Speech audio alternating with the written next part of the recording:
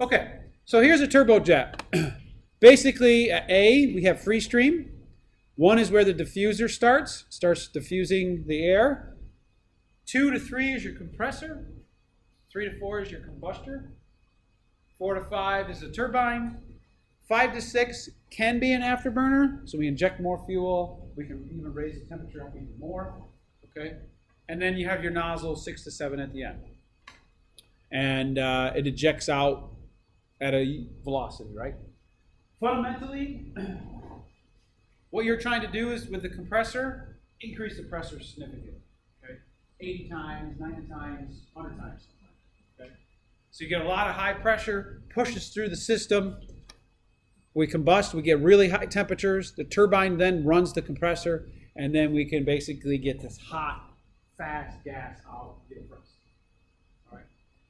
What does the thrust actually have to overcome on an airplane to get it to move? If you're going in a straight line. Drag. Okay. So in all of these, your thrust has to be greater than the drag. Has to be. Otherwise, you won't move, right? So the video that I posted, this school, Oxford, did a test on it was a scramjet, and it was a really cool design. He actually shows it to you. But he said that just barely got enough thrust. There's no movable parts in the scramjet. It's very similar to a ramjet, but it's supersonic flow inside. And it was pretty cool to see. I'm like, wow. I mean, it was like this big. You can see the whole thing, no movable parts. But it's crazy that you have to overcome drag. It's the only way you can get thrust to actually move. All right, so we have this. Let's just kind of talk about the TS graph. And I'm going to do like a block diagram here for you.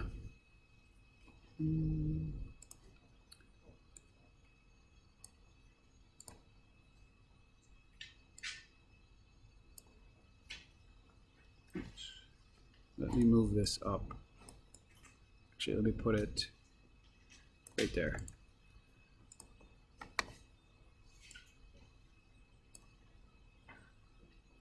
And the sizes don't really matter. Uh-oh, I gotta go get my charger. Before it completely dies. Let me finish this though. These are the main components.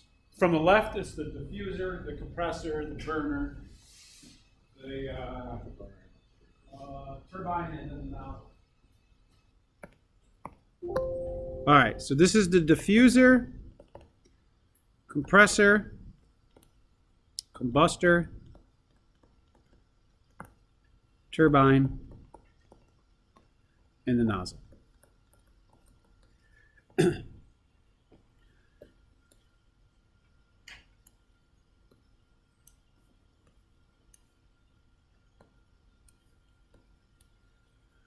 So we have A out here. We have 1, 2, 3, 4, 5, 6, 7. Very similar to the paper that I gave you.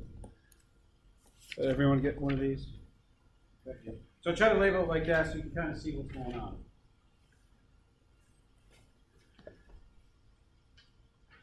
Over here, let's draw the T versus S. Okay, and that's on your sheet too, but we'll go through it. First question is, what is the area of a TS graph? Inside area of a TS graph. Remember? Thermal?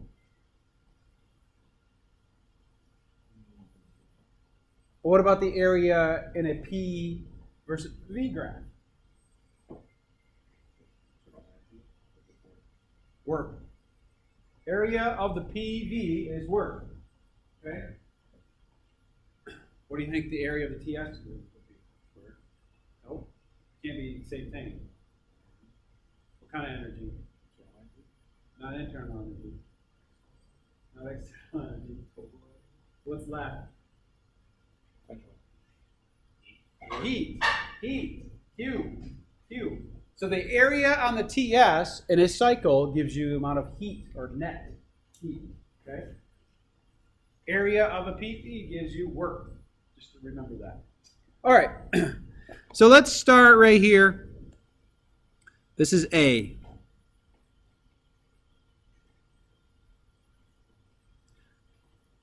So that's way up. And if this could be stagnation temperatures on the left. What's going to happen as we go to 2? The temperature, the stagnation temperature. Soon. What did we say the stagnation temperature from A to 2 was? Doesn't change. So T naught 2 equals T naught A. So go straight up, right? This point, stagnation 2. Straight up, what does that mean about the entropy? Stay the same. What type of process is that? Isotropic. Oh, it's isotropic, which means it's adiabatic, and it's all reversible. Yes, good. Okay. All right. Now, if we go to, Is that saying the temperature goes up? well, this temperature, not stagnation. Yes. This is. On this thing. Yeah. Sorry. Let's. That is at. Oh yeah, sorry. I was going to 3. 1 to 2 is the same quantity. Yes, that's what I meant. Thank you. It looks like 1 to 2 goes up a little bit more. It might go up a little bit, but don't worry too much. Yep. Thank you, Ryan. Yep. So the stagnation temperature is the same. Then I was thinking going to 3. What happens to 3? We have a compressor, right? That increases. Yep.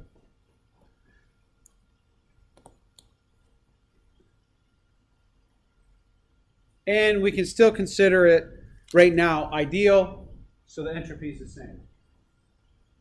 Now, from 3 to 4, what happens?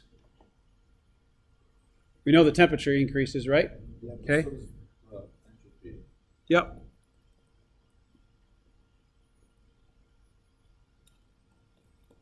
There's 4.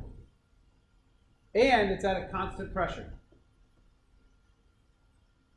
So the temperature goes up.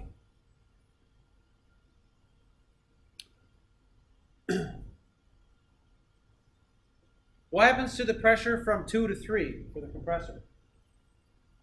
That shoots up too, right? Pressure, okay. What happens now from 4 to 5? What happens to the pressure in a turbine? It actually decreases. It drops, but it remains the same entropy. So straight down. So it's at a new pressure.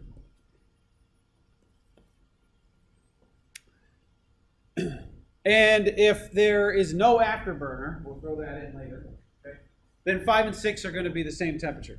Okay? Then what do we like to do at the exit for pressure? We like to get it back to atmospheric, right? So we know that drops even more. Straight down. So it's here. So these are at the same pressure.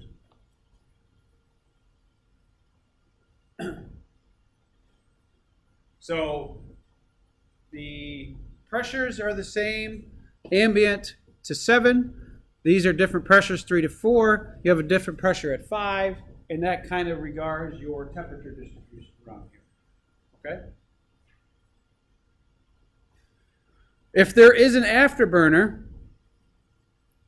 we can assume that it goes at the same pressure at 5, and it shoots to here, 6A, like it has, and then it goes back down to 7A. Okay? So the afterburner, you inject more fuel that has the F value. It's a different F value, depending, and it basically just heats up the gas more, so then you could get a higher exit velocity. Okay. So questions on what's happening to the flow as it goes across the compressor, the turbine, the nozzle, that make sense? All right.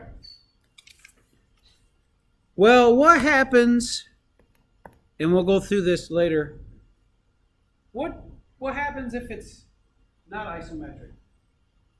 And we know there's some changes. Well, if we go and look, say this point is 2. You can go right to here for now. Oops. Nope, I didn't want to go that high.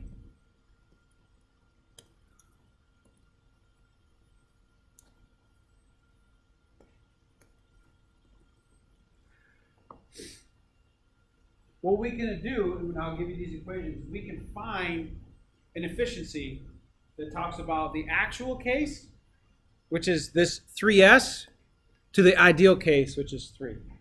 Okay? So because we know that entropy will always increase, all right, because there's always irreversibilities, there's always friction, there's always losses from expansion, from compression. So we know that this is going to move to the right, and actually we find that it's slightly lower pressure too. Okay, we'll define those efficiencies either later today or on Wednesday. Okay, and how that works. Each section, the diffuser, the compressor, all those could have their own efficiency. Okay, because we know there's a lot of losses. We even know that it's not adiabatic, right? There's some loss going out of the end.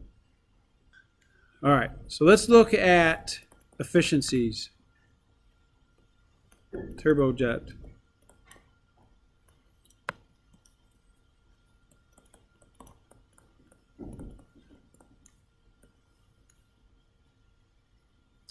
Let's look at the inlet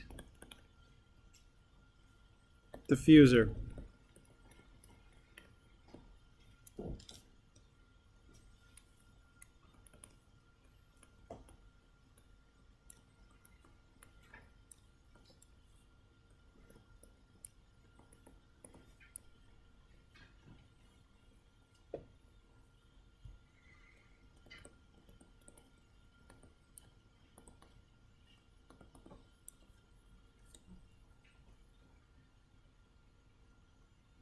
So what we're going to do for a turbojet is include some efficiencies based on the design of the diffuser and its corresponding compression.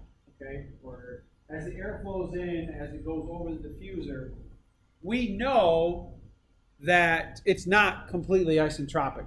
There's some efficiency loss. That's what this is. Okay, these are isentropic efficiencies to make it non-ideal.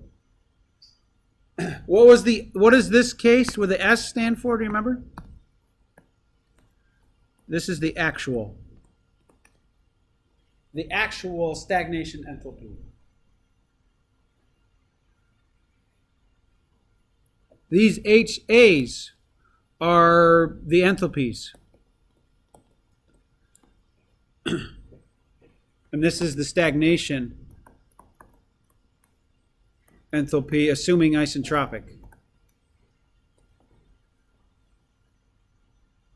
So we'll define this in our givens. You'll see that when I post it. I think I might have picked 0.9, but you can change that to look at the effect of what's happening to the flow. Okay?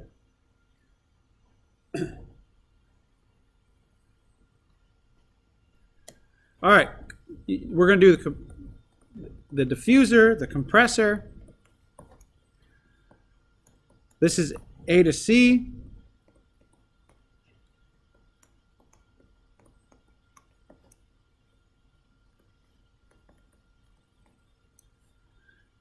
Typical values 0.85, A to C 0.9.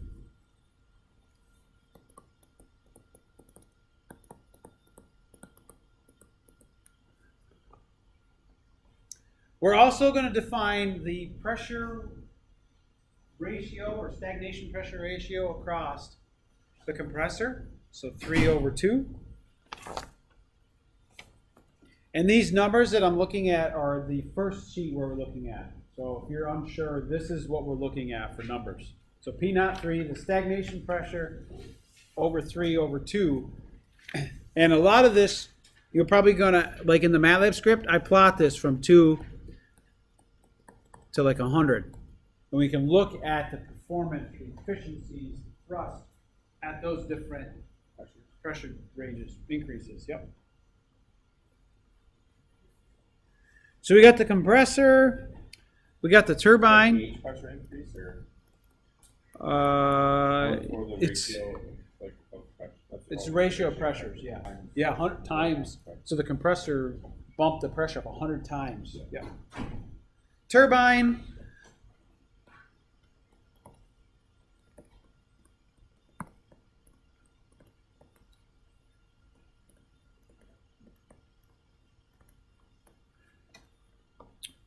So the turbine, we're looking at 5 to 4, and actually the stagnation enthalpy is actually higher at 4. And what we want to get a positive value. That's why they do that. And they want it below 1. Because if they had H05S on the top, you'd get something above 1. Because this goes from 0.9 typically to 0.95. And then you have the nozzle,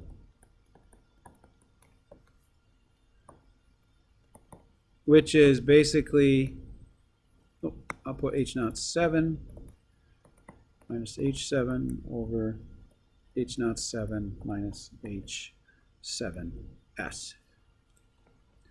It's basically just like the diffuser, just flipped, because the enthalpies are higher at 7, stagnation ones, than they are the actual.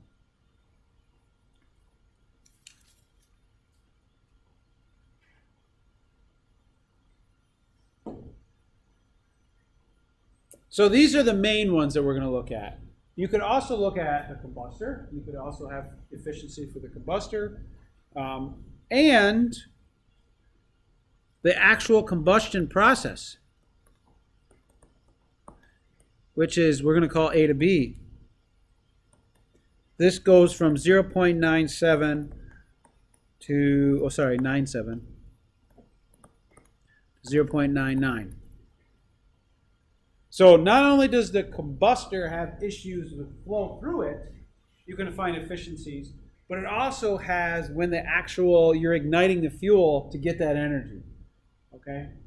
And I put that in there in the problem too.